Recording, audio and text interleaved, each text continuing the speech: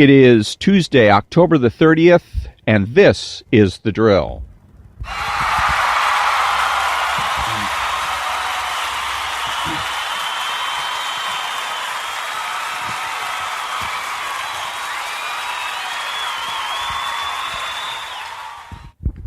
And thank you very much. Good morning. This is Ron, your host, the only true conservative in the United States of America, because I'm the only one that makes the presumption for the status quo. So, Gary, I heard on Gary and Shannon's show yesterday. Gary and Shannon, that's the name of the show. I think it's Gary and Shannon Show, and it's on KFI AM 640 here in LA, and runs from 10 in the morning to 2 in the afternoon. And so I'd heard something on the show that I wanted to comment on, and it's their reaction or response to Shaun White's apparently, well, I'll read the article from Tom Shadden, USA Today. Snowboarder Shaun White apologized to the Special Olympics community Monday after dressing up for Halloween as, quote, Simple Jack, unquote, a character with an intellectual disability from the 2008 movie Tropic Thunder. While a three-time Olympic gold medalist posted a picture of the costume on Instagram a three-time Olympic gold medalist posted a picture of the costume on Instagram over the weekend, which sparked a backlash from people associated with the Special Olympics. Soren Palumbo, the co-founder of the organization's, quote, Spread the Word to End the Word, unquote, campaign, told the Huffington Post in part of a statement that, quote, disability is not a joke, nor should it be a punchline, unquote. White has since deleted the Instagram post and replaced it with an apology, which he also posted to Twitter. Quote, I owe everyone in the Special Olympics community an apology for my poor choice of Halloween costume the other night, unquote. White wrote on social media. Quote, it was a last-minute decision. It was the wrong one. The Special Olympics were right to call me out on it. They do great work supporting so many tremendous athletes, and I am sorry for being insensitive. Lesson learned, unquote. The Special Olympics branded Twitter account thanked White for his apology in a reply to White's tweet, adding that, quote, you always have an invitation to shred with our athletes at hashtag XGamesAspen, unquote. Simple Jack is a character from a fictional movie within the plot of Tropic Thunder, portrayed by actor and director Ben Stiller. The character, like White, has red hair and freckles and sparked criticism following the movie's release roughly a decade ago for its crude portrayal of a person with an intellectual disability. So on Gary and Shannon's show, they were talking about this yesterday, about how Shaun White had been called to account by the Special Olympics. And then they basically went along, because I was waiting for them to tell me why it is that the Special Olympics were demanding an apology. You know, what's the deal with this Simple Jack character, and why is it that, what is it that Shaun White did wrong? And so what they said was basically that he should have known better, in that he should have known that being a celebrity, somebody's going to take a picture of that. Okay, if you go out as a celebrity, in other words, and you're dressed up as a Halloween character, and you're out and about, somebody's going to take a picture of you and probably post it on social media. And so immediately what this sounds like is the ends justify the means. That what they're saying is that he should have known that he couldn't get away with it, suggesting that that was the only thing he did wrong, that if he had been able to get away with it, everything would have been okay. And this is an attitude in our society that's been creeping into our society steadily over the years, perpetrated by the left, and it affects each and every one of us. You'll see examples of the might makes right type of attitude everywhere you go. Your coworkers will display it. Your friends and relatives will also display it, because, again, it's prevalent. Look at the television shows that we see on television that emphasize that might makes right and the ends justify the means. Two shows that I can think of that are no longer playing but are in syndication, or at least one of them I know is, are Breaking Bad, and the other one is Burn Notice. But both of them were, the whole series was about the ends justify the means. In one case, it was an individual who was fighting cancer and didn't have money for his cancer treatments, and so that justified, in his mind, going out and dealing meth. And then on the other side, an individual who was going out and committing all kinds of violent act with guns and bombs and on, and lying to people, etc., because he had lost his job with the CIA or with some kind of an intelligence agency. So that's to name just but two, and then there's probably movies you can think of and other television shows. Plus, police officers do it all the time. Police officers who are supposed to be setting examples for our kids lie to people constantly. They lie to judges, they lie to juries, they lie to suspects, they lie to witnesses, and they do so because they believe that the ends justify the means, whatever it takes to get the bad guy. So if that means being as bad or worse than the bad guy, well, so be it. Wrong. Ethics counts. Ethics matters. And so we need to stop and think about that. We need to ask ourselves, is this what's the right thing to do? And the same thing with Shaun White. The question is, what is it that he did wrong? It seems to me that it's an issue of taste, and that what perhaps people are trying to get to is that he made a poor taste, that he did, it was a statement in poor taste. That's the way it should be. They should come out and say, okay, what he did was in poor taste, and this is why we find it in poor taste. And leave it at that. Now, Shaun White, what they did instead is they made an arbitrary statement to the effect, let's see, what did they say here? Disability is not a joke, nor should it be a punchline. But nowhere did Shaun White make a joke out of disability, nor did he make it a punchline. Okay, so it's not only is it an arbitrary statement, it's a non sequitur. It doesn't even follow. And yet, Shaun goes ahead and he takes his cue. He gets criticized. And in our society, if you get criticized, particularly if you get criticized by a large enough group, then the thing to do is to apologize. And so once he apologizes, now what he's done is confessed. He has apologized, he has confessed, and now this is going to be a stain on him forever. This will be something that will follow him forever, because once you've confessed, you're done. If you get convicted in the court of public opinion, you can always make the argument that you were treated unfairly. But if you confess, there's nothing left for you to argue about later on down the line should you change your mind.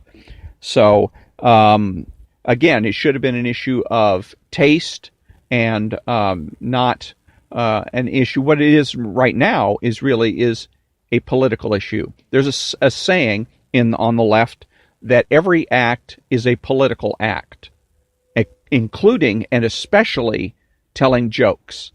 That's why we have a situation in our society where we cannot tell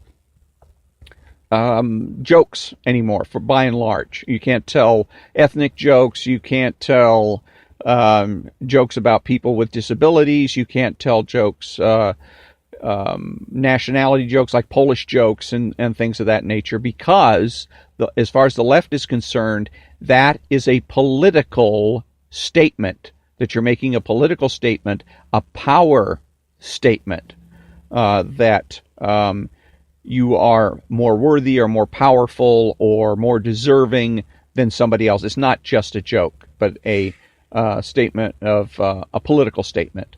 And so that's the primary objection by the left to those kinds of jokes. Even if, and again, Shaun White wants to go out and dress up in as a character from a movie, that's, as far as I can tell, that's his business. But again, it's treated as a political statement rather than perhaps, again, making the if you're going to criticize it as poor taste. So, back in a minute.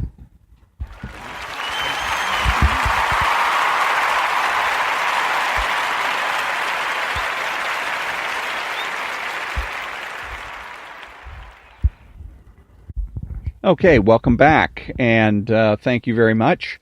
And I'm going to be reading from the Breaking Bad and Philosophy, Better Living Through Chemistry. And we've been talking about, or the author in the book has written about Walter White, the character Walter White, who's the main character in Breaking Bad, and his relative, how guilty he is for the deaths of various people in the show. So we're now at the section called Redemption. Redemption isn't a hot button issue. It's not commanding a lot of blog time, tweet time, pod time, or airtime. It's not even a particularly popular word among contemporary philosophers. It is, however, a serious philosophical issue that's relevant to everyone with a moral compass. According to the Oxford English Dictionary, redemption is the act of saving or being saved from sin, error, or evil. At its most basic level, redemption involves some sort of release from the feelings of guilt that he or she might feel for their wrong actions. One of the classic philosophical discussions of redemption can be found in St. Augustine's Confessions.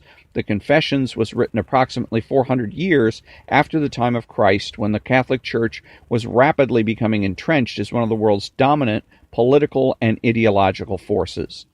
Confessions is St. Augustine's autobiography and portrays his experience of redemption during his passage from layperson to priest to bishop. Being a creature of his time, Augustine's redemption is grounded in his religion and his understanding of God. Religion and God don't usually find a place in the materialist point of view, but what's common to both Augustine and Walt's struggle for redemption is the question of whether our actions are guided by genuine choices or whether our dispositions, choices, and actions are dictated by certain higher rules. In Walt's case, the higher rules are those that govern our chemical makeup. For Augustine, those rules are laid down by God. Walt seems to believe that our actions are governed by the indifferent laws of chemistry, but his feelings of guilt contradict this commitment because chemistry suggests that breaking bad isn't something that we choose, rather we are chemically driven a certain way. So, again, it's really an issue of determinism is what the author is getting to here. That Walter White would make the argument that he is determined, that both he and I guess St. Augustine would be deterministic in their viewpoints. And determinism, by the way, is dead. It's a giant intellectual error and an obvious intellectual error that says that people have no free will, that we're forced to do what we do by powers beyond our control. In the case of Walter White, he's forced to do what he does by chemistry, which is BS. Chemistry doesn't prevent you from having free will or exercising free will.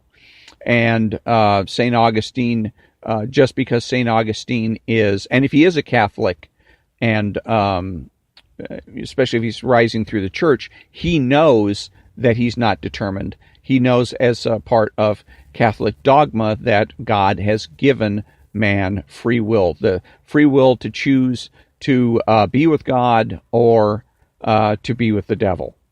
So either way, you have free will, and you choose to do what you do, and otherwise redemption makes no sense. Okay, there's nothing to be redeemed from if you can't help yourself. Nobody's responsible for an accident.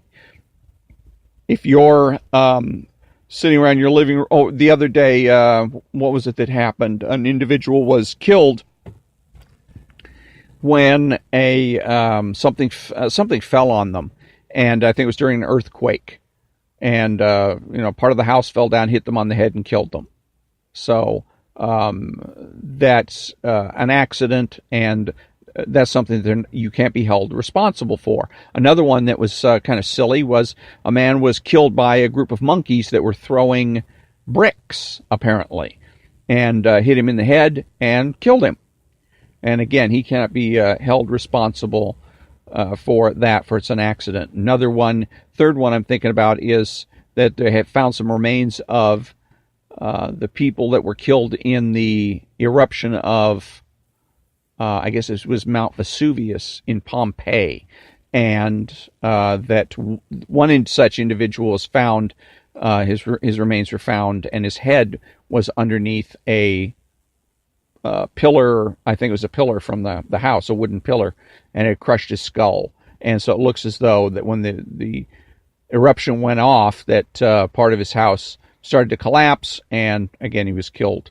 And again, through no fault of his own, through accidents, you can't be held responsible for. But other than that, you have free will, and if you can choose or exercise your free will to do one thing, you can exercise your free will to do another, or to avoid or stop doing another, and redeem yourself. Back in a minute.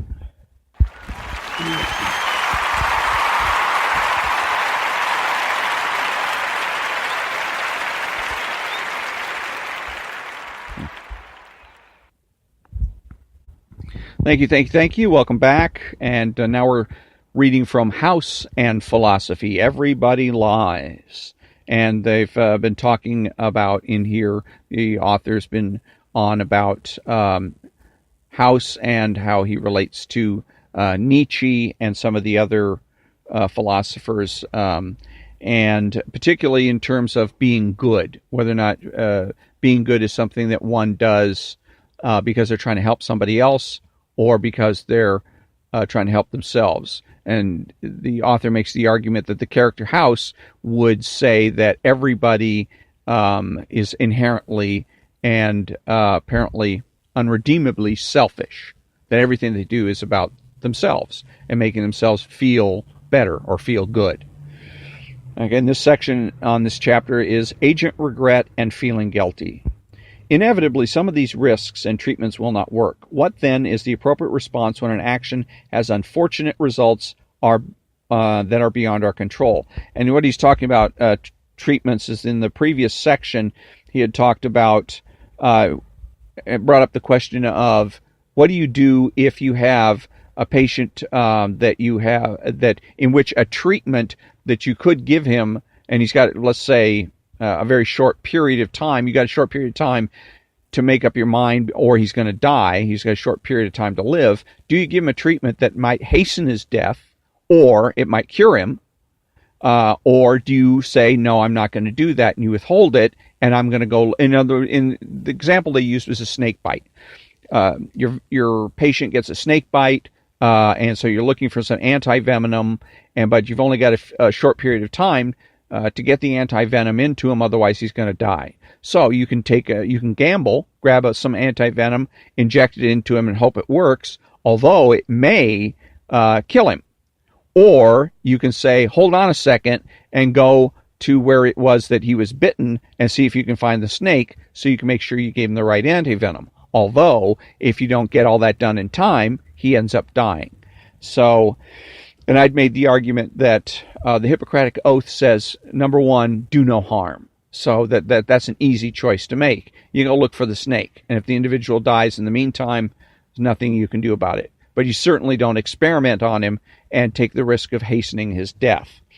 So, Bernard Williams, in a 1976 essay, defines the concept of agent regret. Regret in general, as Williams defines it, involves our thinking, quote, something like, how much better if it had been otherwise, unquote.